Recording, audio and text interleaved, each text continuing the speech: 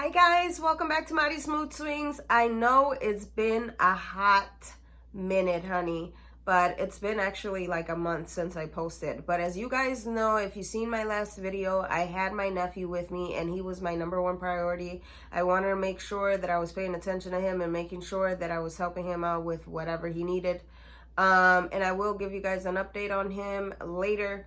But I'm so happy to be back. I missed you guys immensely. It's been way too long. I hope you missed me too.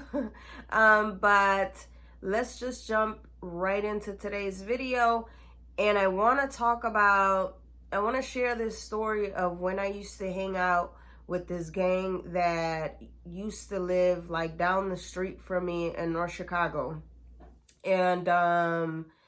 And I used to hang out with them. I started hanging out with them because I met this girl that lived right across the street from me. Let's just name her Bully, because I feel like she was kind of a frenemy, you know, a person that's your friend and your enemy at the same time. Like, she used to bully me all the time. But I used to hang out with her because I felt like I would get bullied less if I hung out with her.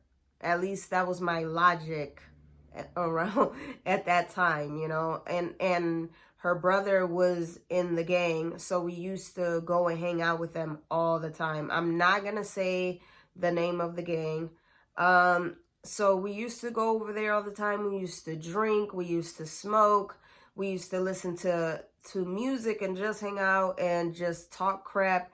And I felt, since I didn't want to be home and I wanted to be over there all the time because I felt like I was a part of something.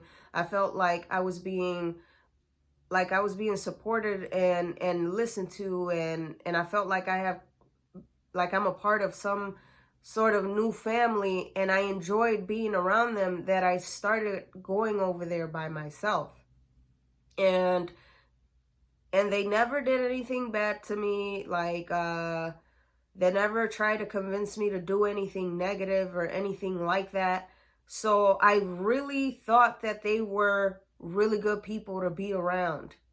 And there was one moment where I went over there by myself, and usually every single time that I would go over there, I would just knock on the door and they would just be like, "Oh, Maddie, come through," or "Come in," or whatever. And this time I knocked on the door, and my guy friend, let's give him a name. Let's name him Rowdy, because that's how he was. Super loud, super rowdy, super extra. He was just, you knew when he would come in, because he would be so loud that we would be like, "Oh, Rowdy's here," you know. And all right, so Rowdy opened the door, but he just cracked it open, and he was like, "What's up?" And then I'm like, "What do you mean, what's up? Like, open the door, bro." Like, and I used to be so ratchet and just so extra. And I would be like, "What do you mean, what's up? Open the door, bro." And he's like, nah, Mari, you can't be here right now." I'm like, "What do you mean I can't be here, man? Like, I've been coming here for months now, like, and now you're sending me away. Like, what do you mean? I'm not trying to go back home. Like, just open the door, bro." And he's like, "Mari, I said you can't be here right now." I'm like, "Dude, you're tripping. Just open the door." And then he opens the door, but closes the door quickly behind him. And then he's like, "What's up, man? What's up?" And then I was like, "What do you mean, what's up? I'm just trying to chill. I'm just trying to hang out." And then he's like, we're having meetings right now. You can't be around here." And I'm like, "Oh, okay, well, great. Like, let me be in the meeting. Let me be a part of you guys' gang. Like, let me be in it." And then he's like, "Oh, so now you're trying to join?" I'm like, "Yeah, like, what do you mean? I've been here for months. Like, why would you not let me join?"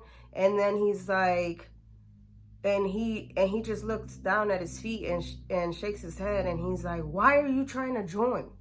And I was like 15.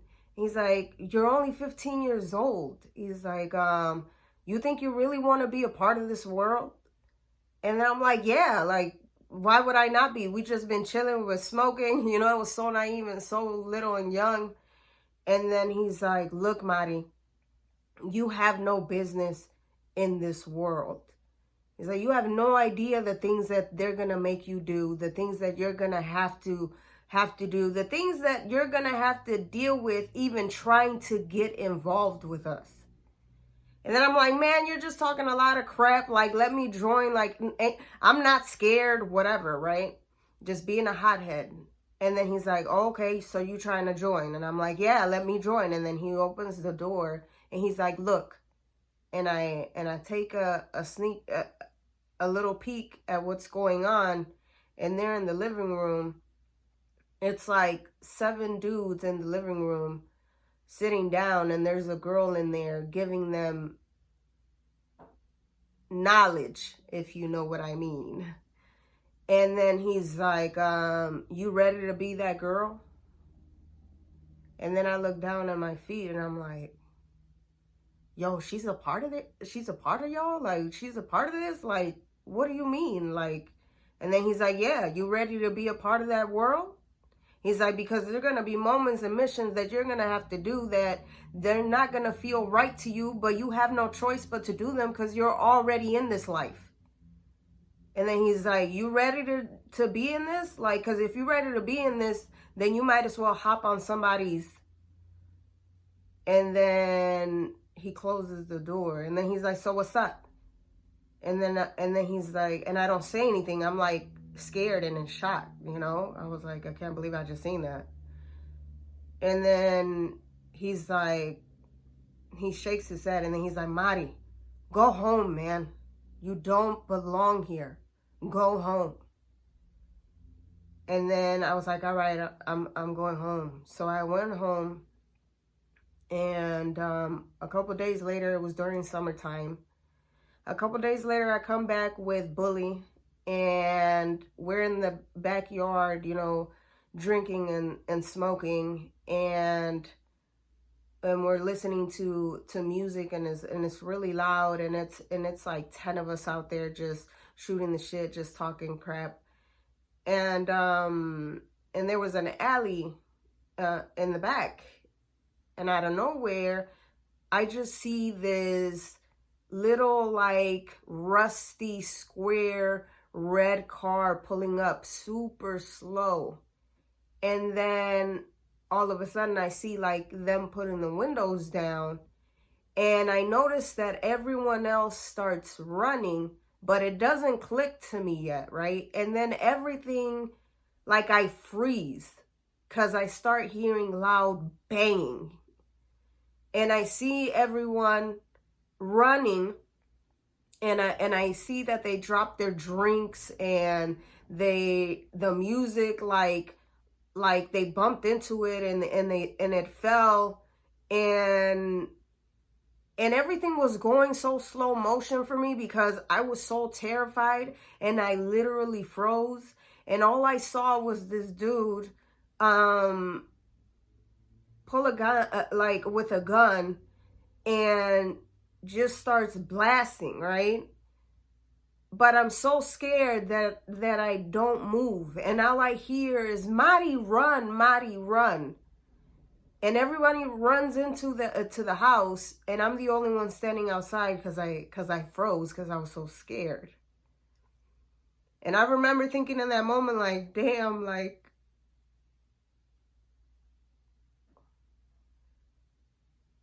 this is it, you know? This is it. This is how I like go. This is how I die, you know?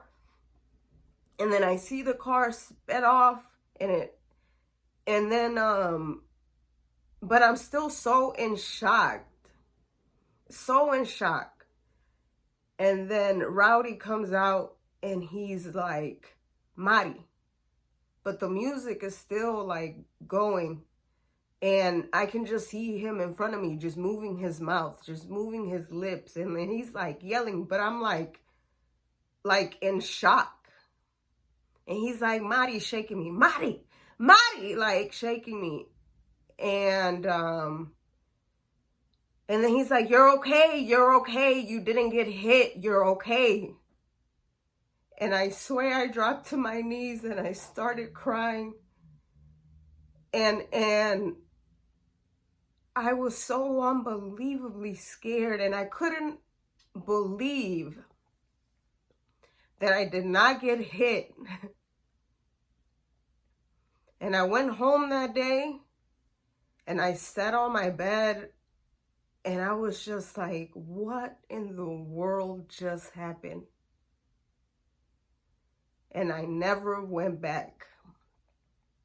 And a bunch of stuff started happening after that, but I don't know if you guys ever seen what is that movie called with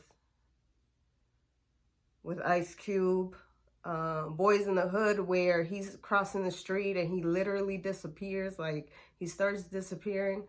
That's how I felt like every single one of my friends that were in that gang later, because it was during the summertime, they all started disappearing slowly. And then at some point, they were all gone. And they were all, like, they all either got hit or they went to prison.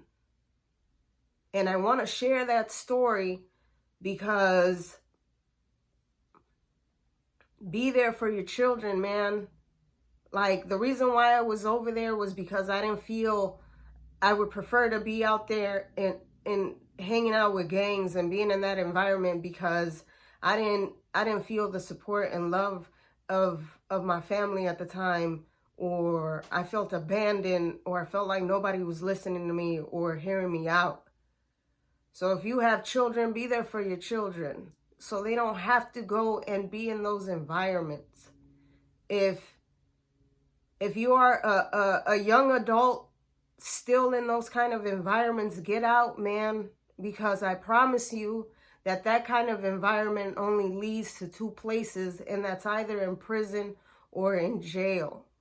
And I know that there is no way that you could possibly feel good about yourself if you end up doing something negative to somebody else, unless there's something truly mentally wrong with you. But stay out of those environments, man, because they don't lead to anywhere positive. And be there for your children so they don't end up there. All right, guys. Well, I really hope that you guys enjoyed today's story. If this is your first time watching me, please hit that subscribe button and hit that like button, guys, because it'll help me immensely with this YouTube algorithm. And put something in the comments, anything that also helps me out. Thank you so much for watching. I miss you guys immensely, and I love you. And man, I can't believe I'm close to hitting 10,000. And man, I am so incredibly grateful for you guys. Seriously, I love you from the bottom of my heart. Thank you for taking the time to listen to me. And I love you so, so much. Have an amazing weekend. Take care of yourselves. Love you.